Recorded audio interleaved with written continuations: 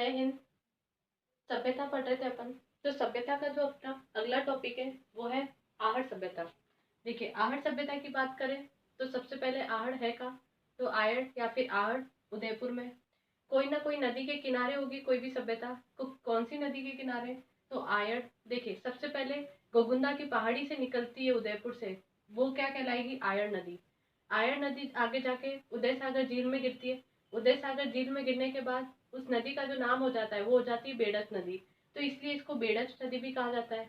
आगे जाके यही बेड़त नदी बनास नदी में क्या हो जाती है? विहीन हो जाती है, इसलिए इसे बनास नदी भी कहा जाता है। बनास नदी की बेड़त नदी क्या है? सहायक नदी है। इसका अन्य नाम या फिर प्राचीन नाम देखें तो इसको ताम्रवती नगरी या फिर धूलकोट भी कहा जाता है। तो ये क्वेश्चन हर बार आता है, बहुत बार आ चुका है कि ताम्रवती नगरी किसे कहा जाता है? तो किसे कहा जाता है? आयड़ सभ्यता को। किसे कहा जाता है? आयड़ सभ्यता को।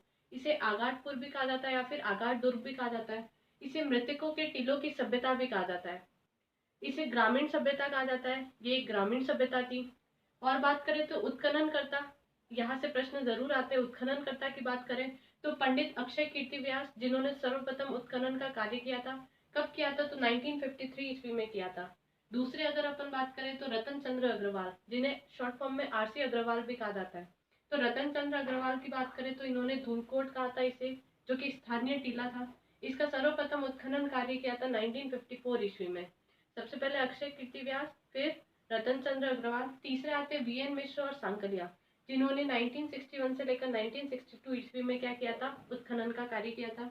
लास्ट में आते विजय कुमार एवं पीसी चक्रवर्ती। ये राजस्थान सरकार की ओर से क्या थे? उपस्थित थे उत्खननकर्ता के तौर पे। आगे अपन देखेंगे विशेषताएं।